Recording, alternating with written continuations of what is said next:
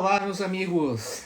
Estamos ao vivo, aqui é o professor Fernando Lopes e hoje vamos falar sobre tokenização e mercado de capitais com uma ênfase na parte do chamado direito penal econômico.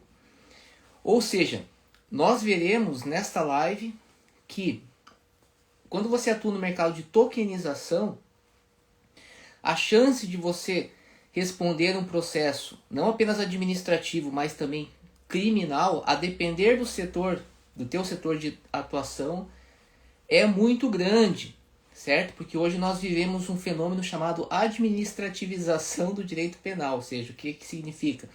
Significa que muitas condutas que antigamente apenas tinham relevância administrativa, ou seja, você, por exemplo, caso você desobedecesse a norma, você apenas pagava uma multa, por exemplo, muitas dessas condutas passaram a ter relevância penal.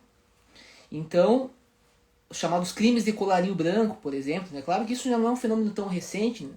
A lei que trata desses crimes é de 1986, mas tem muitos empresários ainda que não se atentam, por exemplo, para crimes contra o mercado de capitais, crimes financeiros, crimes inclusive contra a ordem tributária. Então nós vamos falar hoje sobre isso, mas tendo como pano de fundo a stop order, né? Ou seja, um aviso que foi feito pela CVM em relação a alguns tokens que foram negociados ou que estão sendo negociados ou estavam agora após a stop order pelo mercado Bitcoin, que é uma corretora de criptoativos. Nós temos hoje uma lei, que é a Lei 14.478/2022, que pretende regular a atividade, né, de corretoras de criptomoedas.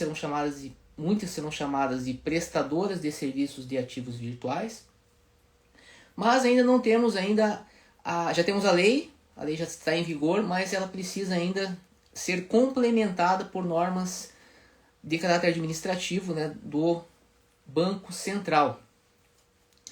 Bem, mas para não fugir muito do assunto, né, vamos entender então qual que é a questão, né, que a gente vai discutir aqui na live. Bem, a CVM ela emitiu um documento que nós chamamos no mercado de Stop Order, que basicamente diz o seguinte: alerta, estou lendo aqui o documento, tá? Alerta para atuação irregular do mercado Bitcoin e serviços digitais na intermediação de contratos de investimento coletivo.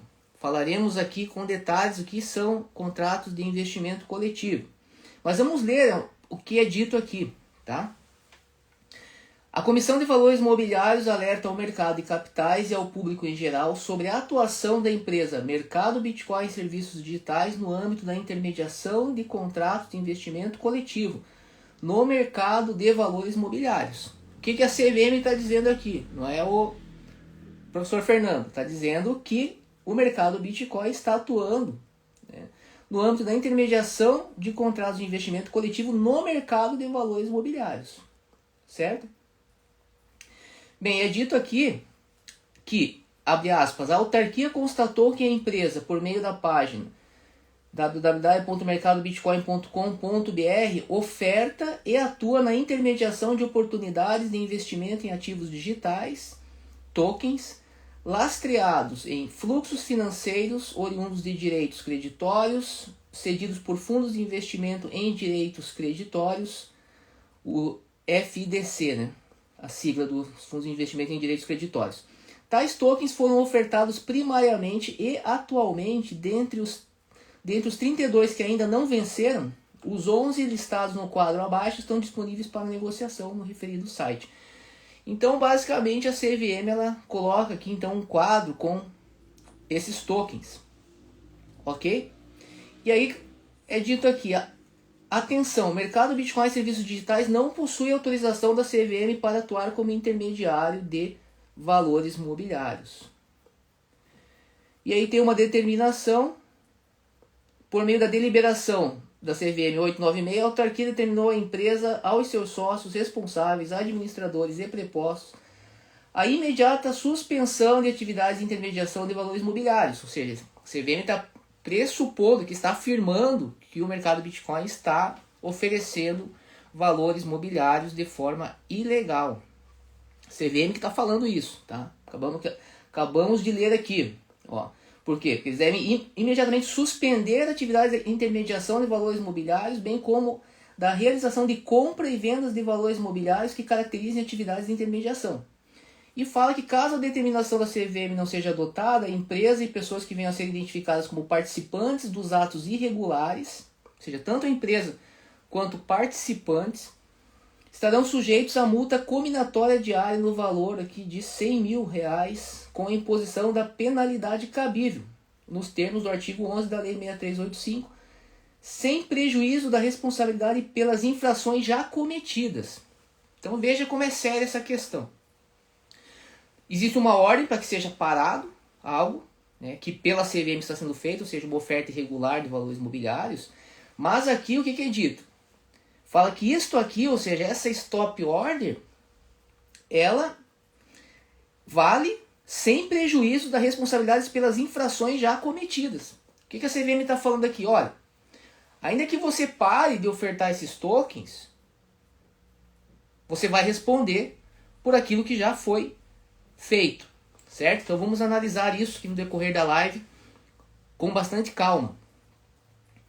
Bem, aqui daí tem um lembrete aqui, ó. Caso seja investidor ou receba proposta de investimento dos ativos indicados por parte da empresa citada, entre em contato com a CVM por meio do serviço de atendimento ao cidadão, preferencialmente fornecendo detalhes da oferta e a identificação das pessoas envolvidas, a fim de que seja possível a pronta atuação da autarquia no caso. Então ainda um conclame para os investidores, uma vez que essa stop order ela é pública, ela tem a intenção de ser pública mesmo, de ser divulgada, porque quando você pressupõe que uma empresa está oferecendo um valor imobiliário de forma pública, para que isso seja parado, né, a autarquia ela tem o dever de conscientizar, né, fazer o serviço contrário, né, ou seja, divulgar publicamente que o mercado Bitcoin não poderia estar ofertando esses tokens. Tá? Então, por que eu fiz questão de ler aqui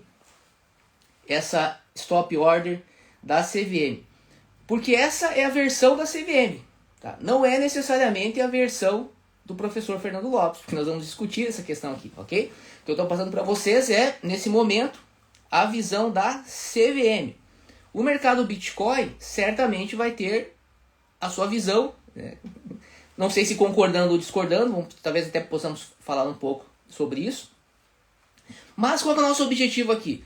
O nosso objetivo aqui, como em todas as nossas lives, é instrutivo, é analisar esse caso de modo a extrair lições para que você, como empreendedor, né, possa, caso tenha interesse em atuar no âmbito da tokenização, ou também caso você seja um profissional e tenha que orientar clientes, para que você então saiba como fazer uma análise, por exemplo, se o que o CVM está falando aqui é verdade ou não. Basicamente isso que a gente vai estudar aqui hoje, nessa live.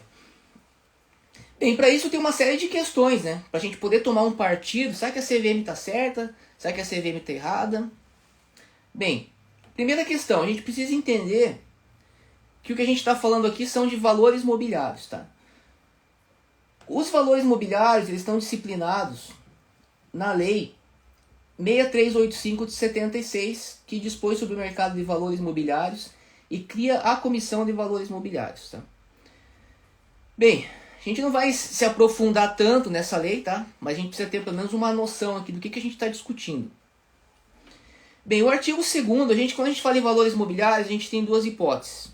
As hipóteses taxativas do artigo 2º, ou seja, ações, debêntures e bônus de subscrição, cupons, direitos, recibos de subscrição e certificados de desdobramento relativos aos valores mobiliários referidos no inciso 2º, certificados de depósito de valores mobiliários, cédulas de debêntures, cotas de fundo de investimento em valores mobiliários ou de clubes de investimento em qualquer ativos, notas comerciais, contratos futuros de opções e outros derivativos cujos ativos subjacentes sejam valores mobiliários, outros contratos derivativos independentemente dos ativos subjacentes, ou seja, contratos derivativos são valores mobiliários, independente dos ativos subjacentes, é muito importante destacar isso. Então essas são as hipóteses taxativas. São taxativas, né, que são algumas inespecificidades, mas quem conhece, por exemplo, já estudou finanças, né, já tem uma noção de produtos financeiros, em geral não vai ter dificuldade de identificar essas hipóteses. Só que aí nós temos o inciso 9, que é uma hipótese aberta, certo? Que é justamente o que a CVM chama ali de contrato de investimento coletivo. O que diz o inciso 9? Quando ofertados publicamente quaisquer outros títulos ou contratos de investimento coletivo que gerem direito de participação, de parceria ou de remuneração, inclusive resultante da prestação de serviços cujos rendimentos advêm do esforço do empreendedor ou de terceiros. Tá? Então, essa hipótese aqui é muito discutida, essa hipótese do contrato de investimento coletivo, no âmbito da tokenização. Tá? Bem, o que nós temos aqui, voltando aqui para a parte da CVM? Ela diz, ó, logo no o título, né, diz que atuação irregular do mercado Bitcoin na intermediação de contratos de investimento coletivo. Então ela está fazendo uma referência a esse inciso 9 aqui, que nós acabamos de ler. Que quando ofertados publicamente, contratos de investimento coletivo que gerem direito de participação, de parceria ou de remuneração. Tá, já lemos. Vamos entender um pouco a lógica, tá? Qual que é a lógica? Para a gente entender a lógica é muito importante a gente entender, ler a exposição de motivos dessa lei. Entender um pouco a dinâmica, a importância do mercado de capitais. O mercado de capitais, ele é um mercado de risco. Qual que é a ideia do mercado de capitais? A ideia do mercado de capitais é você conseguir recursos para empreendimentos que podem dar certo, mas podem também não dar certo. Investimentos de risco. E aí nós temos duas hipóteses. Existem valores mobiliários, onde você faz essa captação de forma privada. E aí a questão de forma privada é basicamente quando você não faz uma oferta pública. Eu sei que isso é dizer a mesma, mas basicamente existem critérios, tá, jurídicos, a gente tem que entrar aqui a fundo sobre a diferença entre oferta pública e oferta privada. O critério é jurídico por quê? Porque nós temos, por exemplo, o parecer número 32 da CVM, que fala que, mesmo que você use a internet, isso por si só não caracteriza a oferta como pública. É possível fazer uma oferta privada pela internet. Então é isso, eu estou falando esse exemplo só para você saber. Quando a gente fala de diferença de oferta pública e privada, é um conceito jurídico. Certo? Bem, então quando é oferta pública, tem que ter a autorização da Comissão de Valores Mobiliários. Por quê? Qual que é o fundamento para isso? O fundamento é uma pressuposição de que se eu não tiver a regulação da CVM, eu poderia ter projetos sem qualquer fundamentação econômica que poderiam estar atraindo recursos do público, certo? Que poderiam, em vez de estar indo para investimentos de fato com fundamentação econômica, estariam indo para investimentos sem qualquer fundamentação econômica. E para que isso não aconteça, então você tem a autarquia que cria uma série de condições e requisitos que as empresas devem preencher para poder fazer essa oferta pública. Você pode concordar com isso, você pode discordar, você pode achar que é reserva de mercado, mas o fato é que funciona dessa forma. Então, é o que diz a lei. Okay? Isso não é apenas no Brasil, isso Estados Unidos, União Europeia. Sempre que você faz uma captação, você vai ao público e pede recursos para investir no empreendimento de risco, em geral você tem um órgão fazendo a regulação para ver se você tem o mínimo ali para ter sucesso no empreendimento. Então veja, o fato de você ter um empreendimento regulado, né, autorizado pela CVM, não é garantia de lucro, tá? Não podemos confundir isso. Porque os empreendimentos são naturalmente de risco. A atividade empresarial, o risco é inerente à atividade empresarial. E obviamente que nós sabemos também que quando nós falamos em risco, né, nós precisamos diferenciar risco de incerteza. Né? Então, o risco é a medida, né, da incerteza. Você utiliza cálculos, né, baseados em estatística, probabilidades, para que você possa falar efetivamente de risco. Não é uma coisa, não é para ser um cassino. Ok? Então, só para a gente entender um pouco o que está por trás, qual que é a fundamentação econômica, porque muita gente pensa assim, eu acho que isso não deveria existir. Ok, Só que aí, veja bem, eu tenho que analisar também as consequências disso, tá? Mas não quero fazer juízo de valor sobre a atividade da CVM, porque não é esse o nosso objetivo aqui. Então a gente já entendeu isso. Só que agora a gente precisa entender o seguinte: o que está sendo falado aqui é a oferta de tokens. E aqui eu li tudo isso, e em nenhum momento você viu uma palavra eu falar de token aqui, certo? Então o que você pensaria nesse caso? O leigo pensaria que não tem qualquer problema, porque eu li um monte de coisa aqui, não falei nada de token, né? Tô falando de contrato de investimento coletivo. Falei notas comerciais, debêntures, derivativos, mas não falei de token. O que acontece é que o token, quando a gente fala em tokenização, efetivamente, aí tem duas questões que é importante a gente entender bem. O que é tokenização, primeiro? A tokenização nada mais é do que você atribuir efeitos jurídicos à transferência de tokens. Tá? Esses tokens que a gente está falando aqui é um ativo digital muito específico. É um ativo digital que ele é criado por um programa de computador muito específico, chamado de smart contract. Não é a mesma coisa que o token que você certamente conhece lá, quando a gente fala em assinatura digital, por exemplo. Não, é um tipo de ativo digital que ele é criado por um smart contract, que é um programa de computador especial que, por sua vez, existe em uma rede também de caráter especial, né, como a rede Ethereum. Essas redes, elas são chamadas de redes distribuídas.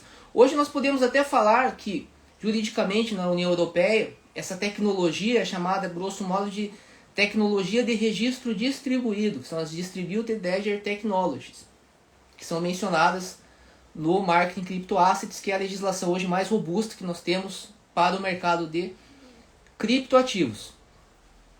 Então, basicamente é isso. Então, quando nós falamos de token, nós estamos falando, pressupondo todo um conjunto de tecnologias. Se você já tem alguma noção sobre isso, você vai falar assim, mas é a blockchain. A blockchain, ela faz parte, quando a gente estuda programação, a gente vê que a blockchain ela é uma mera estrutura de dados, ou uma superestrutura de dados, como eu gosto de falar, que uma forma de você armazenar as transações que acontecem nessa rede. Tá? Só que nós temos outras formas de fazer esse registro que obtém um efeito similar, alguns dizem que até melhor, do que a própria blockchain, certo? Tem os chamados DAGs, por exemplo, que são estruturas de dados, mas por isso que juridicamente a gente fala, principalmente na União Europeia, de Distributed Ledger Technologies, e não entra na questão da blockchain, porque eu posso ter essa tecnologia utilizando outro tipo de rede distribuída, e aí se eu não fizesse de forma inespecífica, ou seja, incluindo tanto o blockchain quanto os DAGs, por exemplo, eu abriria brechas, tá, que não teriam fundamento. Então, só para a gente ficar na mesma página. Então, você já entendeu então que o token é isso. Então, esse token, grosso modo, ainda que ele tenha todas essas características, né, e os smart contracts, eles possibilitam que essas transferências possam ser programadas, né, e aí muitos falam da chamada programabilidade de ativos de uso programável. E nós temos aqui no Brasil agora o projeto Drex, que pretende também criar uma versão tokenizada da moeda. Então nós podemos falar também um assunto bem polêmico de dinheiro de uso programável. Só que é isso. Então você vai ter lá uma rede, você vai ter um smart contract, vai emitir um token, esse token vai ser sendo transferido. E do ponto de vista tecnológico, é isso que acontece. Okay? Uma transferência de um ativo digital, que obviamente essas transferências elas ficam registradas na blockchain, por exemplo. E aí nós temos várias redes, etc. Mas assim, o que isso traz de alteração para o âmbito jurídico? Né? Em regra, o entendimento hoje jurídico predominante é que essas transferências de tokens, ou esse uso dos tokens para representar, né, determinados direitos e a atribuição de efeitos jurídicos a essas transferências, por si só não tem o condão de afastar o suporte fático que justifica a regulação. O que isso quer dizer em termos mais claros? Quer dizer o seguinte: não importa se você está usando tokens, eu nunca vou analisar se você está usando token, se você está negociando em um banco de dados tradicional, ou se você nem está usando banco de dados. Eu quero saber efetivamente o que você está ofertando para o mercado. Se o que você está ofertando para o mercado é uma promessa de rendimento baseada em um empreendimento de risco, onde o investidor não tem qualquer poder de administração, em regra, você está ofertando um valor mobiliário, certo? Então é muito específico isso. E o que eu acabei de falar para vocês aqui, em termos jurídicos, é o chamado princípio da substância sobre a forma, né? O Substance over Form Approach, que basicamente diz que quando você analisa um projeto de tokenização, você deve esquecer que você está falando de tokenização e você deve se atentar para o contrato. Porque qualquer oferta que seja feita, ainda que não exista um contrato formal, mas se, por exemplo, eu for à internet e prometer que se você comprar o meu ativo digital, você vai ter uma remuneração financeira em dinheiro, por exemplo, porque eu vou obter esses recursos mediante a exploração, por exemplo, da Supercano, né? Vou falar do projeto aí do Ike Batista, que escrevemos inclusive um artigo analisando esse projeto. Eu vou ter em regra um valor mobiliário. Tá? Essa é a regra, ok? Então, em 2023, nós escrevemos um artigo, eu escrevi um artigo, que depois passou a integrar este livro aqui, que é o Guia Jurídico da Tokenização, que fala aí sobre essas questões de forma mais detalhada, falando que o mercado deveria tomar cuidado com essa tokenização de ativos de renda fixa, porque essa tokenização era praticamente certa que ela ia ser entendida como uma tokenização, uma oferta irregular de valores mobiliários. Por quê? Por causa do princípio da substância sobre a forma. Então veja, se eu consigo identificar o ativo subjacente ele é plenamente identificado. Como que é o ativo subjacente? É um contrato. Sempre vai ser um contrato.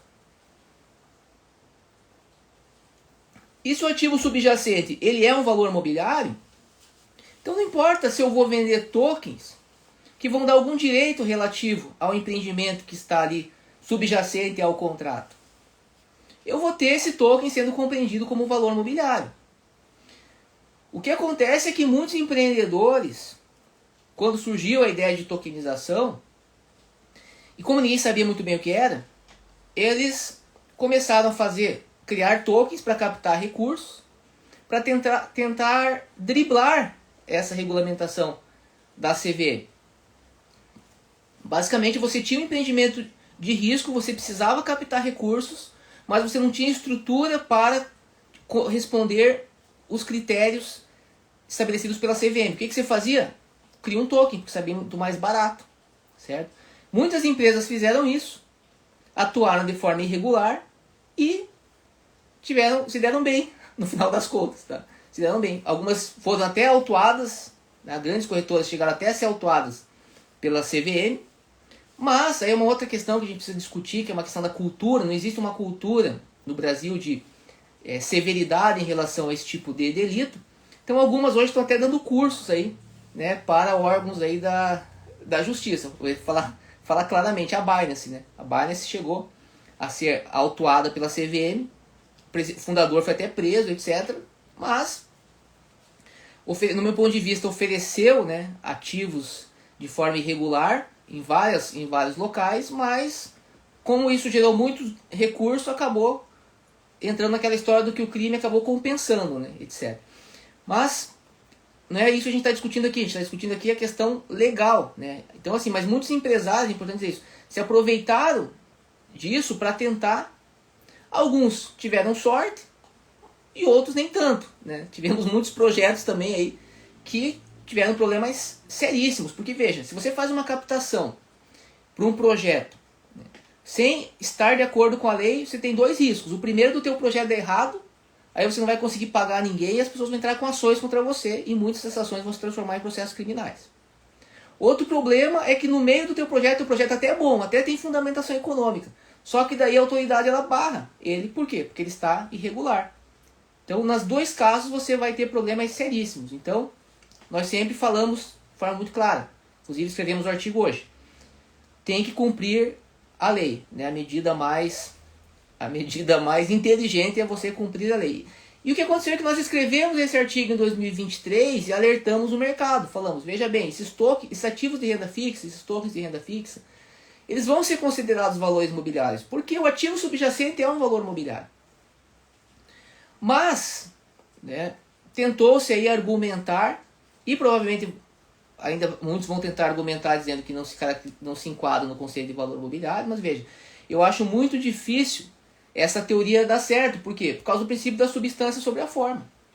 Então, se o ativo subjacente for um valor mobiliário, o token, em geral, que está relacionado, como o token ele só tem a função de gerar algum efeito jurídico relativo ao contrato inicial, ele não vai ter o condão, em regra, de descaracterizar a natureza jurídica do ativo subjacente.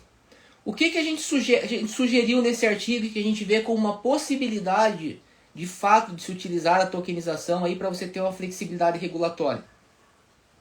É quando de fato você consegue mostrar para a autoridade que essa tecnologia de registro distribuído ela pode ser utilizada para eliminar esse suporte fático que justifica a regulação, ou seja, eliminar os riscos ou até mesmo diminuir os riscos. Mas isso precisa ser feito um trabalho tecnológico.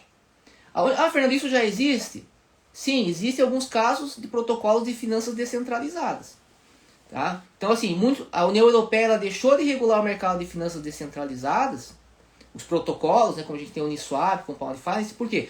Porque já se verificou que esses protocolos não funcionam da mesma forma. Veja bem, quando eu, por exemplo, compro um token na Uniswap, todo o processo de compra e venda ele é automatizado com um programa de computador. Então, ou seja, eu não tenho a figura do agente custodiante, eu não tenho uma pessoa ali, em regra, tá? Isso até pode ser debatido, mas em regra não tem uma pessoa com tanto poder que eu teria se eu fizesse essa negociação de forma centralizada. Então eu tenho diferenças no suporte fático que vão ter que ser avaliadas de forma específica pelas autoridades. E já estão sendo avaliados, por exemplo, no caso da União Europeia, existe um dispositivo claro no marketing criptoassets falando que serviços totalmente descentralizados estão fora da aplicação do marketing criptoassets, tá? Então veja, se você não consegue fazer isso, você não vai ter um regime favorável, porque nós temos também um outro princípio no âmbito da regulação do sistema financeiro, que é o semi-risk, semi-regulation. Então, atividades sujeitas ao mesmo risco, elas estão sujeitas à mesma regulação. Então, a única forma de você brigar por um regime legal favorável é mostrar que você tem uma tecnologia que é melhor do que a tecnologia utilizada no mercado tradicional. Poderíamos até ter falado do próprio Bitcoin também, né, que tem uma tecnologia diferente, né, que está sendo agora também utilizada, não diretamente, mas indiretamente, até mesmo em projetos, né, de governos. Né. Temos aí agora mesmo uma discussão que no âmbito do BRICS, o Brasil mesmo sugeriu o uso da tecnologia blockchain. Tecnologia blockchain, embora alguns dizem que existiu antes do Bitcoin, ela começou a aparecer, onde ela apareceu de fato foi com o Bitcoin. E também tem umas outras questões ali de smart contracts, que a gente não pode entrar em detalhes aqui. Mas para não fugir muito aqui do nosso tema, então a gente já entendeu basicamente duas coisas. O que é valor mobiliário e o que é token e o que é tokenização. Certo? E aí o que vai acontecer? Eu não vou dizer para vocês aqui se esses tokens que estão listados do mercado Bitcoin são de fato valores mobiliários. Quem está dizendo isso é a CVM. Certo? E eu não estou falando isso. Até porque não estou brincando. Até porque para eu falar isso, para eu dizer que esses tokens aqui eles seriam valores mobiliários, eu teria que fazer um parecer. Teria que estudar o projeto, né, e fazer um parecer. O que a gente fala apenas é que não adianta você ter um contrato que é caracterizado como valor mobiliário e criar um token em cima desse contrato e negociar esse token achando que você vai ter uma flexibilidade regulatória. Isso não adianta, você não vai ter isso. Eu posso falar com toda a segurança, ok? Então, diante dessa situação, a gente tem algumas possibilidades que eu quero começar a falar agora.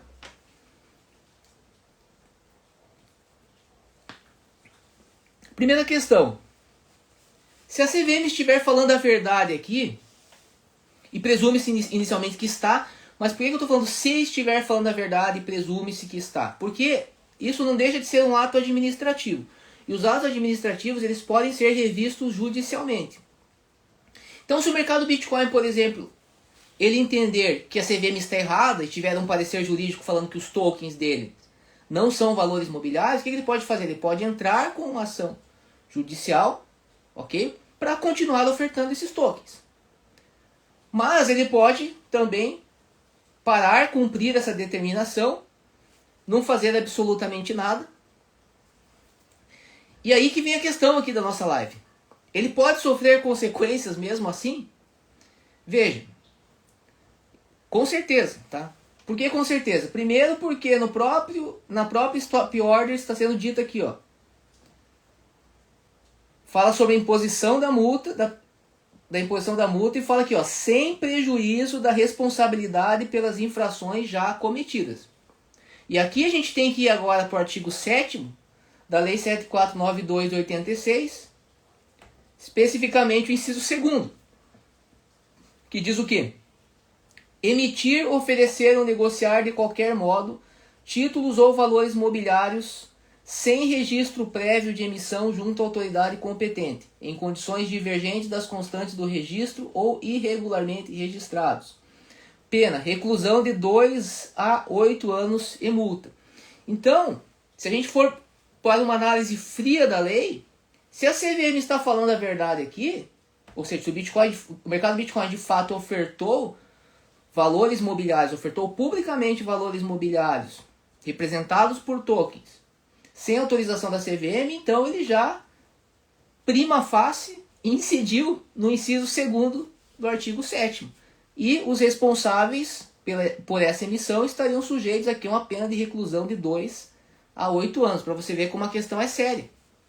Não é uma brincadeira, assim, por exemplo, eu vou emitir um token, que é valor mobiliário, depois vai vir uma stop order, e aí eu vou conversar com as autoridades. Isso é uma coisa que eu critico bastante, critiquei no artigo. Quando eu escrevi esse artigo em 2020, um artigo em 2023, eu falei o seguinte, eu falei, olha, é importante que você ou tenha um parecer jurídico sólido, que o teu ativo não é valor mobiliário, ou que você se abstenha de emitir esse tipo, negociar esse tipo de token. Porque do contrário você estará cometendo um crime financeiro. Mas tivemos muitas manifestações no mercado dizendo o seguinte, temos uma margem de dúvidas. Estamos negociando, estamos conversando com o regulador. Não há o que se conversar com o regulador ele tem que cumprir a lei. Se ele não cumprir a lei, ele pode ser responsabilizado. E foi basicamente isso que nós falamos lá em 2023. Não há também o que se dizer sobre dúvidas, porque não há dúvidas. Pode haver dúvidas em matérias que não são atinentes à parte do mercado de capitais. Agora, se eu estou trabalhando com contratos, e esses contratos são valores mobiliários, eu já sei pelo princípio da substância sobre a forma que a mera tokenização não vai tirar a natureza jurídica de valor mobiliário. Agora, a outra possibilidade é a seguinte, é dizer, este contrato ou essa operação como um todo, nós não estamos falando aqui de um valor mobiliário. Pode acontecer isso? Pode também. Mas isso precisa estar fundamentado. O que eu sou contra é você dizer assim, estamos conversando com a autoridade. Essa postura não deu certo, porque veja, nós tivemos essa stop order agora, isso traz um risco, traz uma questão reputacional, tá? Porque é algo público, é algo que é divulgado pela CVM, então. E aí, você como empresa vai ter duas posturas. Ou você vai, se eu, por exemplo, tivesse uma empresa que tivesse emitido um valor mobiliário e eu tivesse certeza de que ou melhor, tivesse emitido um token que a autarquia dissesse que era um valor mobiliário e que eu tinha feito uma oferta pública. Mas se eu tivesse certeza que não, se eu tivesse fundamentado juridicamente, eu iria brigar em relação a isso. Eu iria entrar com uma medida judicial, eu iria responder à autoridade indicando, mostrando para ela por que ela está errada. O que eu não posso falar é o seguinte, eu vou conversar, estamos conversando. Não faz sentido. Tá? Por quê? Porque isso seria uma espécie de lobby, achando que, por exemplo, com o lobby eu poderia obter benefícios. Então eu sou totalmente contra esse tipo de estratégia, porque primeiro que é muito arriscado. Tá? Porque veja, você vai conversar hoje com a autoridade, amanhã a autoridade muda. Então assim, eu não entendo, eu achei um absurdo esse tipo de postura do mercado, e é uma postura que inclusive se repetiu agora, né, novamente nesse caso, de querer conversar com a autoridade reguladora. Parece ter uma coisa estranha aí. Tá?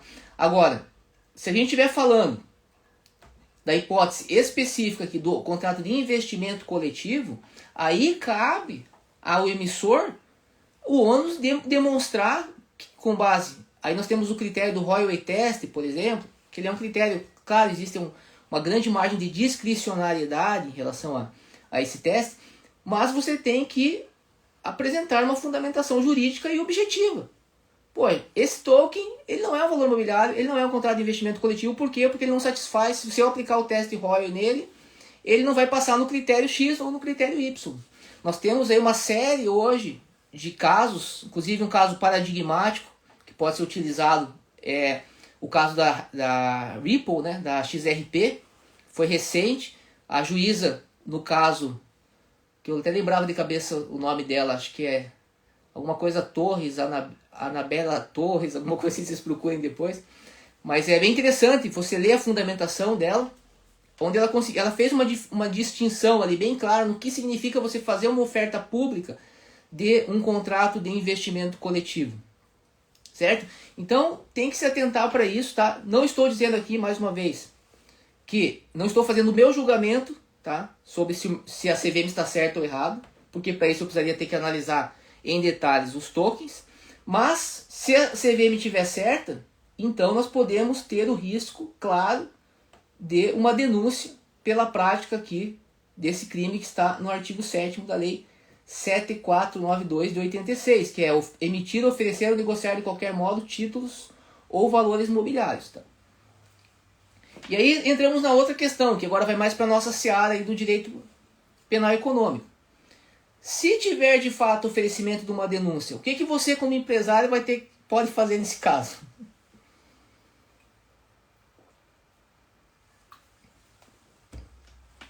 Bem, basicamente você vai ter que se defender, tá? E os critérios de defesa no âmbito criminal não são os mesmos no âmbito administrativo, certo? Para você aplicar uma pena criminal, existem critérios mais severos, por exemplo, a chamada teoria do delito.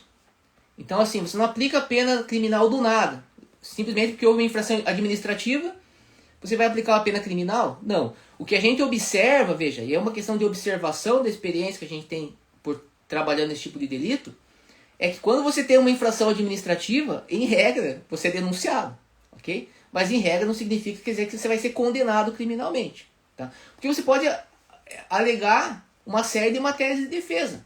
Por exemplo, nós já tivemos casos de clientes que foram denunciados pela prática do delito de evasão de divisas e nós obtemos absolvição porque o juiz entendeu que esse delito, na época em que foi cometido, não levou qualquer dano ao bem jurídico. Porque nós conseguimos comprovar ali que você apenas poderia falar do delito de evasão de divisas em caso de nós estarmos em uma situação de grave desequilíbrio no balanço de pagamentos, que é onde a lei, agora me fugiu o nome da lei que regulamenta o sistema financeiro, atribui poderes, por exemplo, para o Banco Central ter um monopólio no mercado de câmbio. Mas ali, no período que aconteceu, nós estávamos em um sistema de câmbio flutuante, onde, inclusive, né, o Brasil estava aí com reservas muito boas, né, de dólar. Então, ou seja, não fazia qualquer sentido, no caso concreto, você aplicar uma pena criminal ao sujeito. Então, estou sintetizando aqui o que foi feito em defesa. Apenas para dizer que no processo criminal você tem outros meios, porque você tem que satisfazer os critérios aí da chamada teoria do delito. Mas você, como empresário, você não vai querer chegar até esse ponto, certo?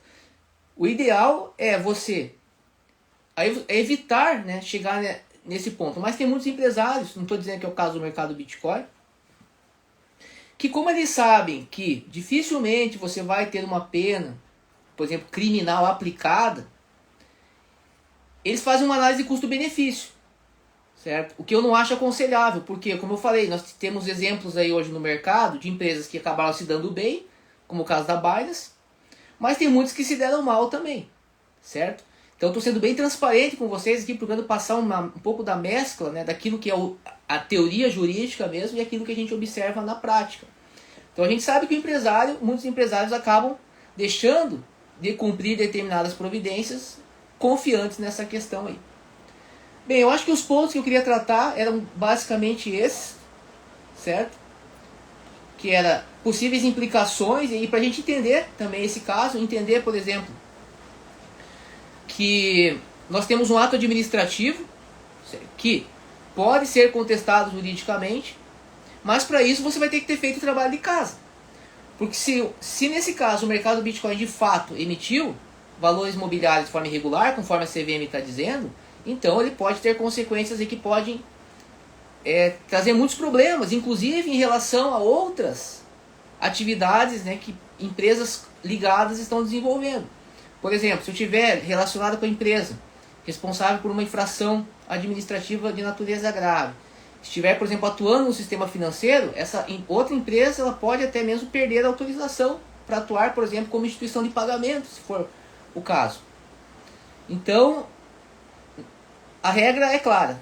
Tem que cumprir a lei, é melhor cumprir a lei do que querer acreditar em lobbies, em negociações privadas com funcionários da autarquia, porque a CVM agora nessa stop order, ela deixou muito bem claro que ela está cumprindo a lei. Ela traz a visão aqui de forma muito clara que esses ativos para ela são valores imobiliários que foram ofertados de forma irregular. Aí vai. Isso vai ser mandado para o Ministério Público Federal? O Ministério Público Federal, que é o competente no caso, vai oferecer denúncias contra o mercado do Bitcoin? Ah, mas o mercado do Bitcoin é uma das maiores corretoras hoje brasileiras. Se você for pegar a história, tivemos várias outras grandes corretoras que, por causa de questões criminais, faliram. Certo? Então, nessa área da tokenização, não adianta. Você tem que ter um parecer jurídico, você não pode achar que você vai atuar sem estar de uma forma muito clara. Se você tiver dúvida, você tem que consultar a autoridade, você tem que pedir autorização, tá? Você tem que fazer alguma coisa, não pode ficar parado, simplesmente lançar o produto, se você não tem certeza que esse produto não é um valor mobiliário. Se você for ofertar de forma pública, vai precisar da autorização da CVM, ou do contrário, você vai estar sujeito a esse tipo de risco. Beleza? Então, gostaria de abrir agora para perguntas. Qualquer um desses temas aí que foram tratados, nós falamos basicamente aqui sobre o conceito de valor mobiliário, falamos sobre a tokenização, o que é a tokenização, né? Falamos sobre o princípio da substância sobre a forma, especificamente sobre a stop order aplicada aqui contra o mercado Bitcoin e consequências criminais de você oferecer um valor mobiliário sem autorização da CVM, consequências essas que basicamente é a pena de reclusão de 2 a 8 anos, com base no inciso 2º do artigo 7º da Lei 7492 de 86. Bastante gente aqui conhecida. Cristiano Matevics, meu amigo aqui, Gamel, FM Gamel, Marta, Júlio Herman, Justo Dantas, estaremos juntos no mesmo livro. Charles Giacomini também já escreveu artigo sobre blockchain. Satisfação aí ter você aqui. Mas a todos aí que estão aqui, compareceram. Se alguém tiver alguma pergunta, a CVM vai atuar na fiscalização através de qual órgão? Receita Federal, Polícia Civil. Ela atua já, ela já tem a competência para atuar, para aplicar multas no âmbito administrativo. E aí, havendo indícios de infração criminal, ela submete isso ao Ministério Público Federal, que pode aí oferecer a denúncia, se entender, né, que há indícios aí de infração criminal. Nesse caso, especificamente, se a gente for falar especificamente da emissão, oferta ou negociação de valores mobiliários sem registro, seria apenas o artigo 7º da lei que trata dos crimes financeiros. Então, essa lei, que é 7492 de 86, a competência é da Justiça Federal. Então, são crimes contra o sistema financeiro, todos eles na Justiça Federal.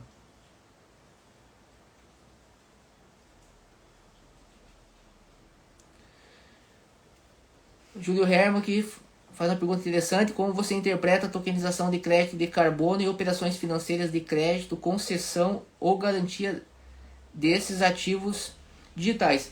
Então, conforme a gente estava falando aqui anteriormente, né, procurei destacar muito que a análise é sempre pelo contrato subjacente.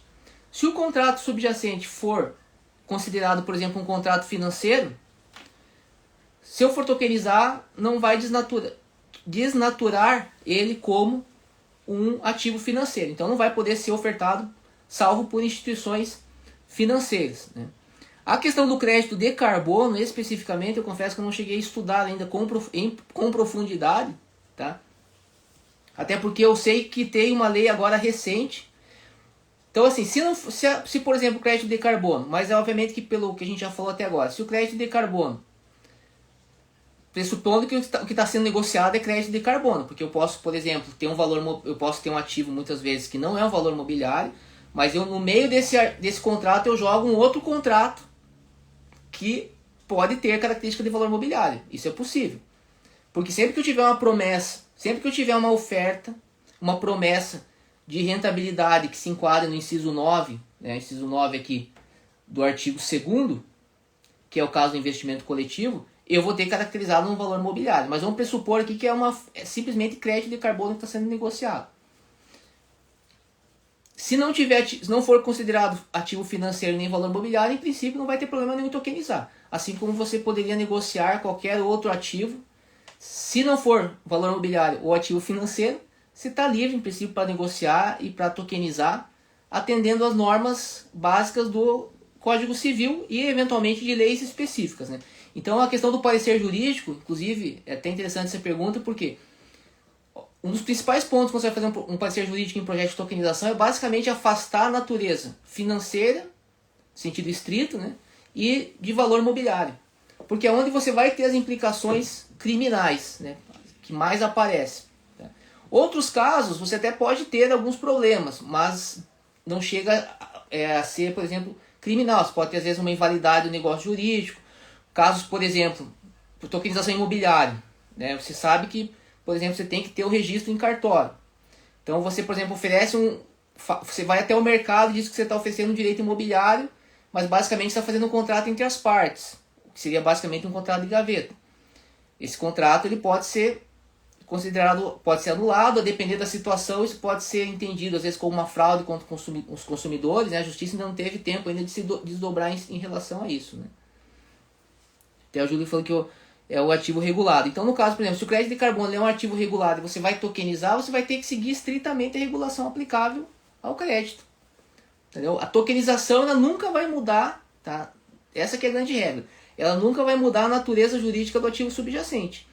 A única questão que a gente sempre frisa é que se você apresentar uma tecnologia e você provar que essa tecnologia eliminou o risco, por exemplo, que justifica a regulação, aí a gente entende que você pode discutir uma questão com o regulador, porque a regulação está baseada no risco, ela tem que ser justificada, tem toda uma série de normas aí que disciplinam a regulação. Né?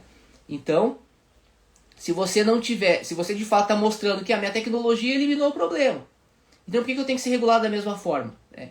Então aí você tem um argumento jurídico de fato. Mas a gente não consegue ver esses casos hoje, salvo principalmente o âmbito das finanças descentralizadas. Mas é possível? Na verdade não só é possível como deveria ser, né, a regra. Porque a tecnologia da tokenização ela veio para quê? Justamente para isso, para eliminar riscos jurídicos. Mas infelizmente muitas empresas se limitam a criar tokens, ofertam valores mobiliários, né, criam um token em algum lá, ainda que seja na blockchain, né, às vezes nem na blockchain, às vezes nem transferência na blockchain de tokens tem apenas uma criação de tokens e um registro em banco de dados. Isso foi o caso do Nubank, que inclusive lançou a tal da Nucoin e parou, porque viu que não fazia qualquer sentido você ter simplesmente uma criação de tokens e continuar negociando eles pelos sistemas tradicionais, ou seja, sem utilizar as redes distribuídas. E aí você realmente fica no 0 a 0, você não traz nenhuma melhoria para o sistema. Agora imagine, por exemplo, que você desenvolve um sistema que com base na blockchain você mostra, por exemplo, que as informações contábeis da tua empresa estão mais transparentes, que você diminuiu o risco de fraude contábil. É uma coisa que poderia ser apresentada. Por que não é? Porque exige investimento. E o pessoal, infelizmente, não estou falando desse caso específico, mas em muitos casos eles querem ganhar dinheiro rápido. Dinheiro fácil, ou seja, não quer investir efetivamente em infraestrutura tecnológica. Né? Muito boa essa pergunta. Se alguém tiver outra questão aqui, pode ficar à vontade. Se eu também não souber responder, tem outros colegas aqui muito competentes que podem responder também.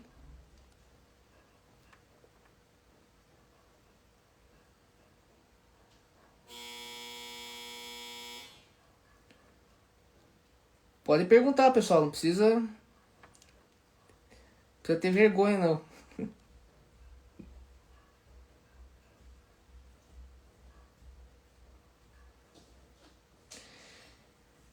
Bem, se não tem mais nenhuma questão... Ah, chegou a pizza. Tô com a campainha aqui. Bem, então é isso, pessoal. A gente conseguiu fazer aqui um panorama, né, da importância, né, do parecer jurídico, né, sobre o ativo subjacente. Sobre ativo subjacente. Principalmente quando a gente fala sobre ativos reais, né? Existem casos que não tem ativo real. Aí a questão muda um pouco, né? Mas o grande problema que eu vejo aqui é realmente essa ideia de eu ignorar o princípio da substância sobre a forma, né? De eu querer fazer uma captação de recursos baseada, né, em um determinado ativo, sendo que essa captação, e usando o argumento de que eu estou usando tokenização, de que eu estou criando tokens para tentar obter um favorecimento, aí não vai dar certo, certo? Aí não vai dar certo porque o token em síntese é isso, ele é um ativo digital que fica sendo transferido. Você pode criar um contrato e atribuir efeito jurídico a essa transferência, relativos ao negócio. Mas isso é uma mera mecânica, certo? É uma tecnologia que pode facilitar o processo de negociação, porque, por exemplo, eu posso trocar um token por uma stablecoin, que é um token também, numa rede transnacional. Então eu tenho uma série de benefícios tecnológicos nesse processo. Posso programar transações, mas são questões relacionadas à eficiência. E quando a gente está falando aqui da parte jurídica, a gente está principalmente preocupado em diminuição de riscos, né? Aquela ideia inicial lá que nós falamos. Então é isso, pessoal. Agradeço aí aqueles que fizeram perguntas. E estamos por aqui também, seguimos aí conversando. Aí, lembrando aqui o nosso livro eu escrevi esses 3 livros sobre criptoativos. Mas o mais específico dentro dos assuntos que a gente falou hoje é esse o Guia Jurídico da Tokenização, onde a gente basicamente traz aí o que foi falado aqui de forma sintetizada. E eu acredito muito na tokenização, acredito muito na expansão das finanças descentralizadas, acredito sim que todos os bens, né, pode até parecer um exagero, mas eu acredito muito nisso, mas todos os bens serão negociados com base nessas transferências de tokens. É um processo ainda, mas eu acho que isso faz muito sentido porque é um processo de integração do comércio internacional, né? Existe aí o caráter transacional dessas redes, facilita muito a integração do comércio, por isso que eu acho que esse é um movimento que não é um movimento regional. Então, certamente vai crescer bastante ainda. Só que é importante que as empresas se posicionem nesse mercado, mas